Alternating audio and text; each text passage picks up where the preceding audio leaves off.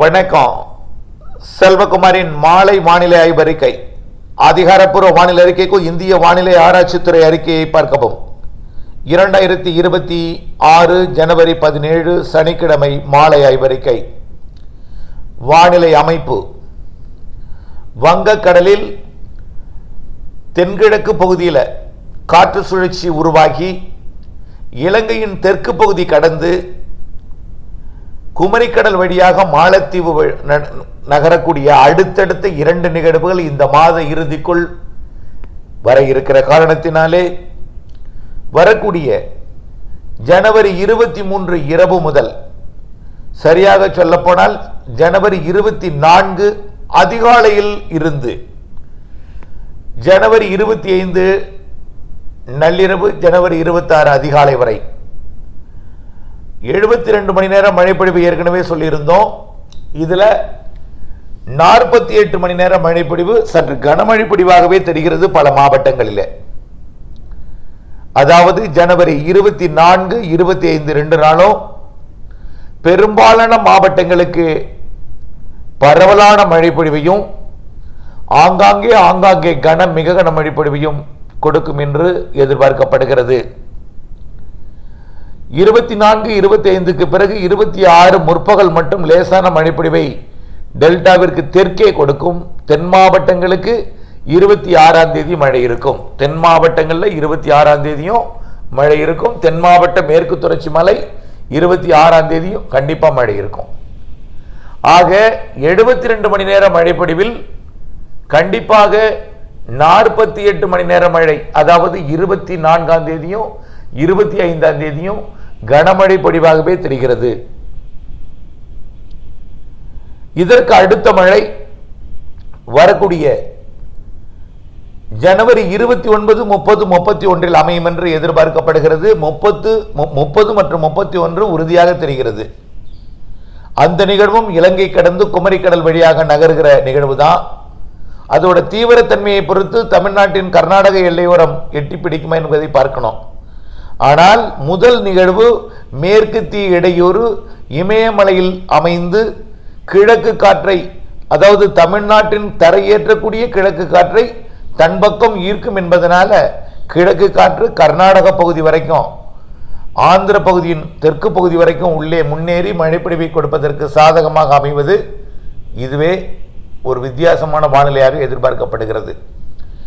இந்த ஜனவரி மாத இறுதியில் இப்படி சென்னை மற்றும் ஆந்திர எல்லையோர கர்நாடக எல்லையோரம் வரைக்கும் மழைப்பொழிவை எட்டி பிடிப்பதும் ஒரு வழக்கத்திற்கு மாறான நிகழ்வாக தான் பார்க்கப்படுகிறது.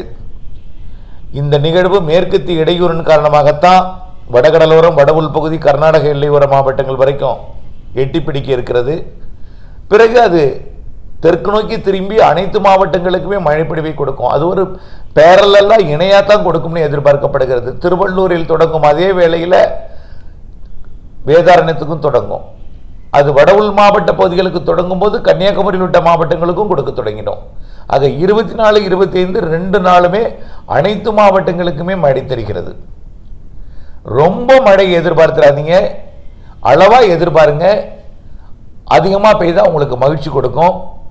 ஆனால் கண்டிப்பாக டெல்டா உள்ளிட்ட பல மாவட்டங்களுக்கு கனமழை பொழிவு தெரிகிறது. இந்த வார்த்தையை நான் உபயோகப்படுத்துவதற்கான காரணம், ஒருவேளை இயற்கையில் திடீரென்று ஏதேனும் மாறுதல் ஏற்படும் பட்சத்தில் குற்றம் குறை சொல்லக்கூடாது என்பதற்காக வானிலை மாறுதலுக்கு உட்பட்டது, ஆய்வறிக்கையோடு இணைந்திருங்கள் என்றும், அளவாக எதிர்பாருங்கள். அதிகமாக பெய்தால் பெரும்பாலும் மழையை நிறைய எதிர்பார்ப்பவர்கள் தான் இருக்கிறீங்க.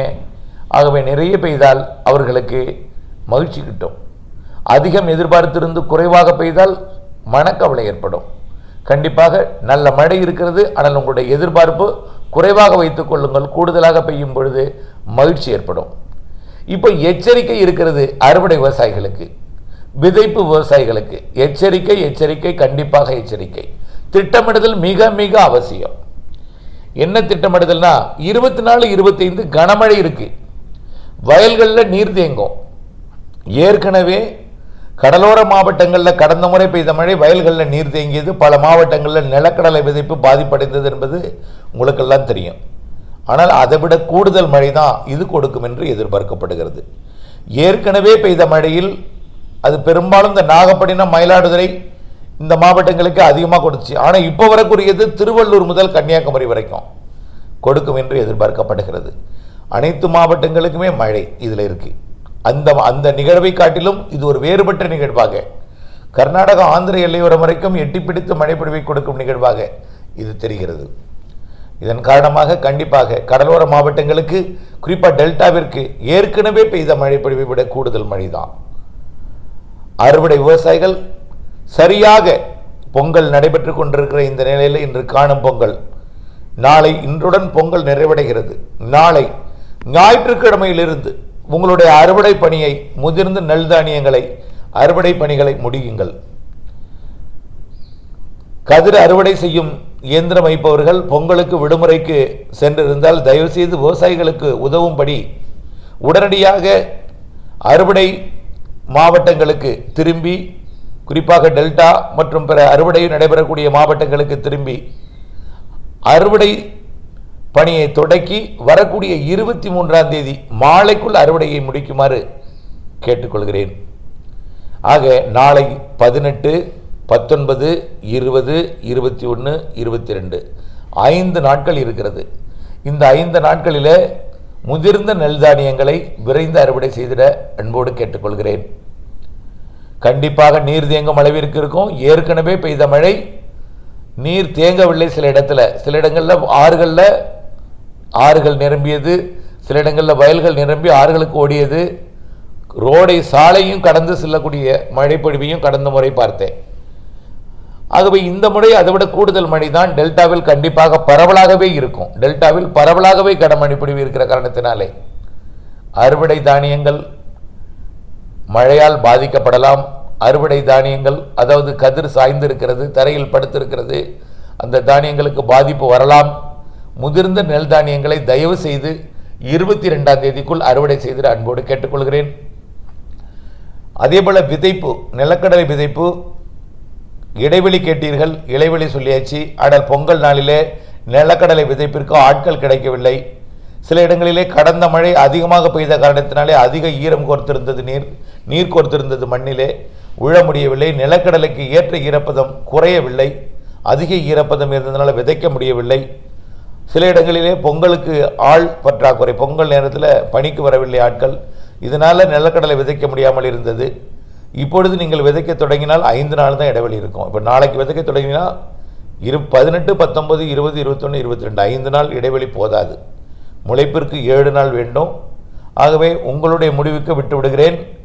24, 25 கண்டிப்பாக மழை உண்டு. அடுத்தது 29, 30, 31, இது 25, 24, 25, 26 முற்பகல் இருக்கும். தென் மாவட்டங்களில் முற்பகலும் இருக்கும். தென் மாவட்டங்களில் 26 முற்பகல் இருக்கும். அனைத்து மாவட்டங்களுக்கும் 24, 25 ஜனவரி மழை உண்டு உண்டு உண்டு கனமழை உண்டு, நீர் தேங்கும் மழை உண்டு. இதை நினைவில் கொண்டு அறுவடை பணிகளை திட்டமிடுங்கள், விதைப்பு பணிகளை திட்டமிடுங்கள், உப்பள பணிகளை அதற்கு பிறகு செய்யலாம். இந்த மாத இறுதியிலையும் குறிப்பாக அகசியாம்பள்ளி பகுதிக்கு இந்த மாத இறுதி மழை கனமழை இருக்குது, அதுவும் கனமழை தரும். இந்த 24, 25க்கு அடுத்தபடியாக 30, 31 கனமழை அதுவும் தரும். அடுத்தது பிப்ரவரி முதல் வாரத்தின் பிற்பகுதியிலையும் இருக்குது. ஆக என்ன செய்வது, என்ன சொல்வது, என்ன அறிக்கை கொடுப்பது என்று தெரியவில்லை. உப்பளப்பணியை தொடக்குவதற்கு மழை இருந்தால் உப்பளப்பணியை தொடக்குவதில் சற்று சிரமம். அதற்கான அறிக்கையை இந்த 2 மழையும் முடிந்தோன்னே ஒரு விரிவான அறிக்கையை உங்களுக்கு தருகிறேன். பிப்ரவரியில் உங்களுடைய பணியை தொடக்கலாம் என்கிறத. ஆகவே முதல்ல அறுவடை மற்றும் விதைப்பு பணியை திட்டமிட்டுக் கொள்ளுங்கள். உப்பு உற்பத்திக்கு பாத்தி தயார் செய்யும் பணியை ஜனவரி இறுதிக்கு பிறகு பிப்ரவரியில் தொடக்கலாம். பிப்ரவரியும் அறிக்கையை கேட்டு தொடக்குமாறு கேட்டுக்கொள்கிறேன். இணைந்தே இருங்கள் அப்டேட்ஸுடன். நன்றி.